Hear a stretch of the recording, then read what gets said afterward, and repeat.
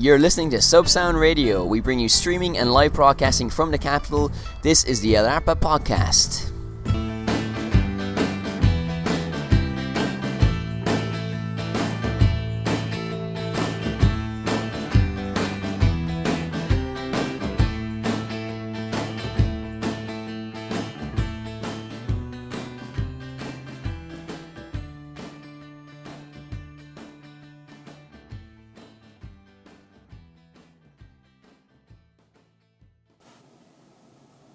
Bracelet traitor is what you are. But nevertheless, well, it's a podcast, so let's not talk about this on air, okay? Welcome to the Ep7 podcast. How are you, Maria? I'm very well, thank you. Great. Ena. Okay, so today is June 15, 2017, Eastern Seaboard Time. Greenwich Mean Time. I don't know what timeline we were on. Are we on GMT? +1, I think. +1, okay, great. Okay, great. I'll just go by my watch. I don't question it. I just look at the watch, that's it. And tomorrow is June 16th, which is Bloom's Day, James Joyce's Day of Bloom. And I think I told you earlier, if I had my own flower shop, which will happen someday, I'm going to call it Leopold's Bloom. Aww, it's very so nice. sweet. It is, isn't it? So if you haven't checked out our Bloom's Day related podcast, which we recorded last week, just to fuck with you, James Joyce would have been proud. If he was a podcaster, he would have done something similar, I think. Last week or 2 weeks ago? Or 2 weeks ago. Well, you know, his book, a lot of his books are cyclical, you know, they kind of like go in a circle. And, yeah. So, you know. It all makes sense. It all makes sense in some kind of weird way. And I'm really glad you brought the excitement into this latest episode. So you can check out our podcast on the Twitter, on our website, and the previous links that we'll post as well on this podcast, where we kind of did a smelling tour of Madrid. So we went to an offal shop, we went to the river, and we went to a few other places as well. So a lot of things happening in the world of Ep7. So that's part one done and dusted. We're going to bring you something similar in part two, a little bit of miscellany, also some other tours of Madrid linked to kind of shop fronts, doors, painting, ceramics, and all that kind of stuff.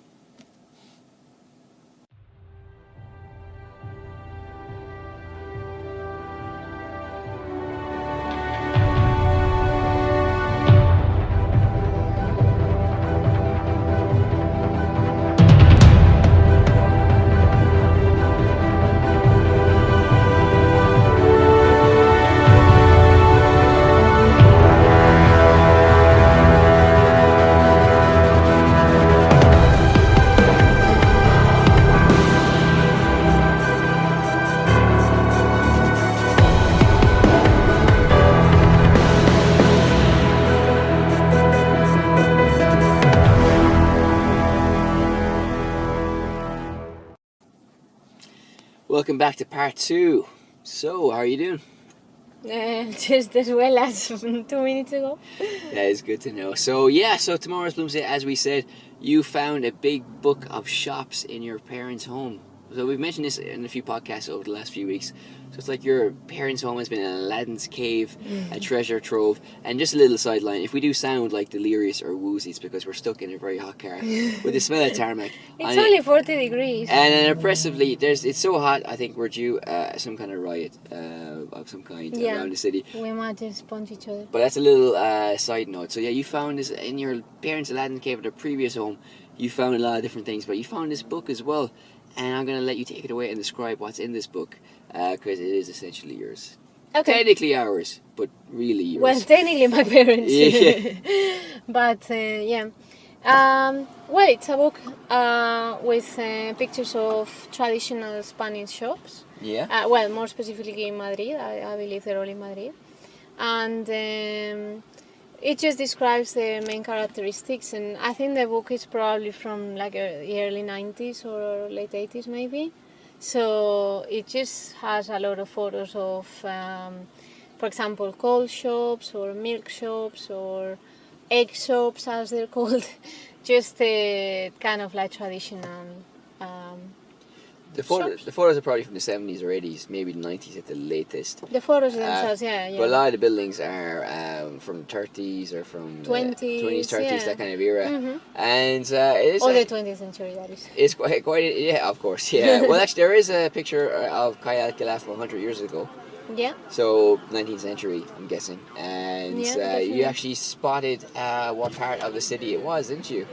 Yes, I believe it's the church that is in the corner. Well, I don't know if anybody knows, but Probably not, to be fair.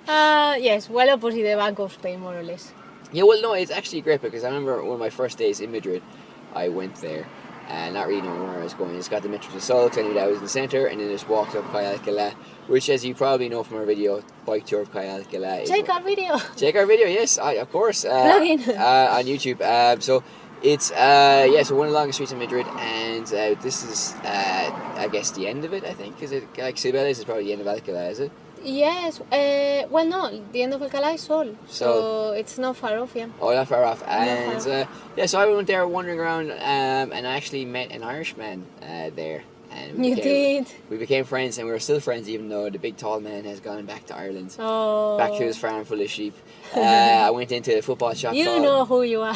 Mark Young, young in heart, if not in age. So, so he was working in football, the Tup, which is a famous football shop, and one of the few football shops left in the city with true football shops, because there was another one in Seoul called Football Mania, which is closed down seemingly, and it's very strange. So for football city and country, you actually don't have too many options now for your football wears. Right. But I went in speaking Spanish. He gave me a funny look that only Irishmen are capable of giving, and said, "Are you Irish?" I said, "Yes, I am." And a friendship was born. How beautiful. Yeah, I interviewed him for a website, and because he has met many famous people like Maradona, Ronaldinho, Drew Carey. If you're familiar with American late night TV shows from the 90s, was in that shop. So yeah, so Calle Alcalá is my personal connection to it. I'll try to get my personal connection to Calle Alcalá in the video if you watch it, but I fell off my bike and was not able to. So I'm making up for lost time here. But yeah, so like a lot of ceramics, because I know like Talavera de la Reina, which is a city that's very close to Madrid, that's famous for its ceramic wares. I mean, if you're Irish, think Waterford Crystal being famous for its crystal work. Was Talavera a major exporting centre of ceramics to around Europe, around the world? You don't know? Okay, lovely. So, but it was at least for the surrounding area of Madrid, no? Yeah, for sure. I know the places. know places. There are a few places that are famous for tiles and... Really? Yeah. I guess like spread around the country. In the centre you have Talavera, up in the north, in Basque Country must be another area. Yeah, down there's south, some and, famous ones in the islands. Yeah. And, They're very beautiful, aren't they? The ceramics and the tile work, all the difference.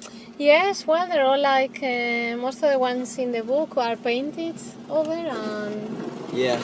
glazed. And there's a lot of different styles. Do you think it's a French influence there, no?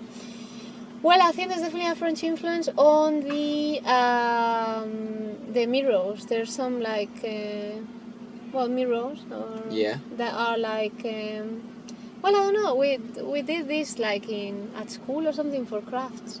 It's something that you kind of like carve the back of the mirror and then you create the letters Oh, really? by And there's a transmit on the front of the mirror then, or you're just exclusively using the back of the mirror for even when it's finished?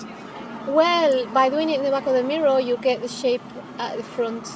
Ah, okay. Seriously, I don't remember how, but I remember doing this at some point in my life. Sounds like very high level stuff. I don't remember doing this in school, that's for sure. Well, maybe it was at home when I was bored. Well, I guess, so when you're bored, you play with knives. Was there no parental supervision in your home? Not really, no. Not really. That explains a lot. So, just another side note, because it's a podcast. If you do a podcast in the car with a big microphone, people will Look at you. look at you. Yes. Which is bizarre in a city like Madrid, because people generally don't look at you no matter what you're doing. No, not at all. No. Well, I did get a funny look off this blonde. They never stare at you. Yeah, I mean, I guess in the 20s and 30s, because, we take it for granted now that shops have everything. So you go to a Chino's or Alimentación or a supermarket or even like a Spanish kind of the corner shop or whatever, you know what they're going to have. They're going to have the bread, the milk, the eggs, chocolate. If the supermarket, obviously, a whole range of things. And Alimentación even have a lot of things as well.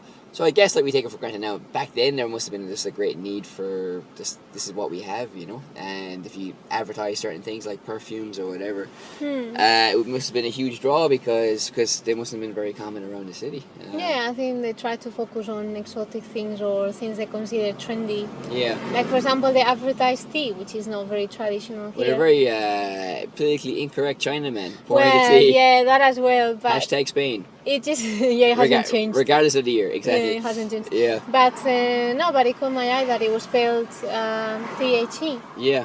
And that's it's the French spelling, so it's not. It's never been, as far as I know, the Spanish spelling. So we have a weird relationship with tea because I remember we did I did a video for one of my poems, which is about in Rabat in Morocco, and when I say the word tea in the video, I can't say it in a weird way. Like I almost don't pronounce it. I was like half airs coming out of my mouth or something. But then when you do the Spanish version of the poem, the way you say tea is also kind of messed up. It's like you're kind of hyper, like tea. I know, it was like from the emotion of asking for another cup of tea. Exactly, which is a huge thing in our cultures. Asking for tea, very symbolic and very, very profound movements.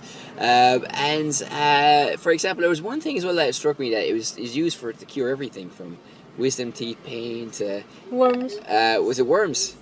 Was it worms? Is that what it was? That was just. Yeah, for grippe, for like tuberculosis, for everything. Oh yeah, no, I was saying that also to cure worms. Also to cure worms. Okay. Yes. Would you remember the name of the thing? God. It was like Wednesdays or something. Yes. Yeah, it sounded like it had the name of a person. Yeah. Juan Jose or something like that. Do you remember?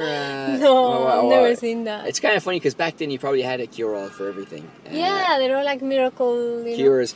And like if it was like in English, you probably would have said something like cocaine or heroin or something like that. Probably. Cocaine cures the flu. Yeah. Maybe, yeah. So we have to look into that. But what we're going to do with this information and with this book is that next week we're going to make a video about this. We're going to go around because they give the addresses. It's actually a very detailed book. They do interviews with the shop owners and the bar owners, and we're going to just track down these locations. Some of them are near my house, and some of them are locations we've been to before. And it'll be interesting to see what's there because we know it's well in La PS, which is a really trendy barrio full of immigrants always. Back in the past, whatever the year was, 70s, 80s, or 90s, it's hard to tell. There's no dating on some of the photographs. There was like a lot of peluquerias, a lot of hairdressers, and now there are a lot of hairdressers as well, but they're mostly owned by Africans. So it's kind of nice to see how that chain has continued, but has passed into different hands. So it's going to be a lot of fun to do that video. I think it's going to be really nice. It's going to be stunning. Yeah, well, we've done a lot of pissing around in our previous videos, and we're going to do less in this video. I think pissing around is great. I love it. Really adds to the story. But I think this one's going to be kind of more. This one is proper deep, in-depth research. Exactly. So social storytelling and everything as well. Definitely. And the bars haven't changed much either. I don't think. I wonder if the barmen back in the past were as grumpy as they are now. Certainly, I think that's a trademark of Madrid barmen. Yeah, of course. Yeah. I know, because Spanish students always tell me that Spanish people are very friendly, and it's true, but also not true. So it's a bit of a 50-50 on that. Not when they're serving you, I suppose. Not when you're serving, definitely not. No. Yeah, exactly. So. Okay, so thank you for introducing us to that book, or thank you to your parents maybe more specifically. Hi, Mom. So we're also trying to track down an elusive harp player for that video we've been trying to do for a long time as well. If you hear this message, get in touch. Yeah, exactly. So a lot of things have happened in the worlds. The world? In the worlds. Well, actually, maybe the worlds. Who knows? Yeah. UK elections. We were talking about that. We won't get into that. Next subject. Yeah, next one. Yeah, because we're very hungry. Yeah, well, me more than you, but both of us. Well. Yeah. I'm empathetic. You're empathetic. You share my pain, and I share your pains as well. Yeah. Whatever they may be. So UK elections. You probably sick of people talking about that. So we spoke about it on Monday. So screw that. But we don't get that. You didn't hear it. Yeah, it doesn't matter. You can form your own opinions, and if you've listened to this podcast before, you know what our opinions are on this topic. So, we were talking on Monday about a book I'm reading called Black Mass. I don't know if you haven't read this book or even heard of it, go to Amazon or whatever, and please do look it up. It's actually a really fascinating book about religion. But also more specifically kind of social secular movements that draw a lot on religion from the kind of the same ideas but apply them in very different ways. So you're talking about the Jacobins and the French Revolution, Soviet Union and Nazism, and even the war on terror with George Bush and the current wave of ISIS attacks. So it kind of has a huge breadth and scope to this book, and I really, really love it. So maybe we can do like a book corner every so often on the Well, because sometimes we dedicate whole episodes to the book, and we just do a book review, which I think we should still do. But Yes, maybe we can do a definitely. book corner and just kind of talk about the book in different ways. But I've spoken to you about it. Do you feel motivated to read the book after I finished it? Yeah, very much. Yeah, I can't wait for you to finish it so I can start reading it. Oh, really? Okay. Yeah, sure. Like because you have like quite a long list of books that you have that I want to read that you haven't lent me yet. My house is like a library, isn't it? Yes. Yeah. So I want Ross and I want this one too. Okay, perfect. Thank you Okay. very much. Definitely, yeah. You ask and you shall receive. Okay. Eventually. I have. So, very good. So, if you actually are reading this book, tweet into us. #book, #Alarpa, #.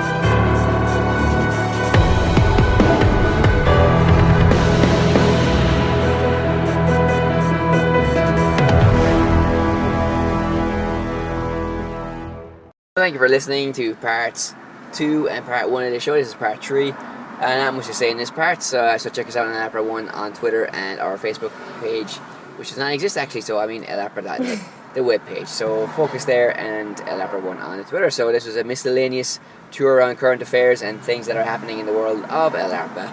And that's pretty much it. That's your lot for one more week. So that's me saying goodbye. And me saying bye. You're listening to Subsound Radio. We bring you streaming and live broadcasting from the capital.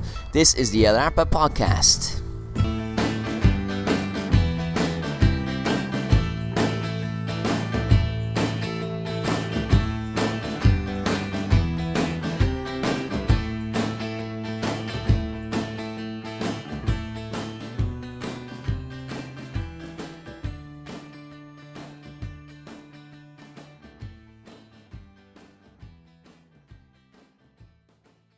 I'm concerned.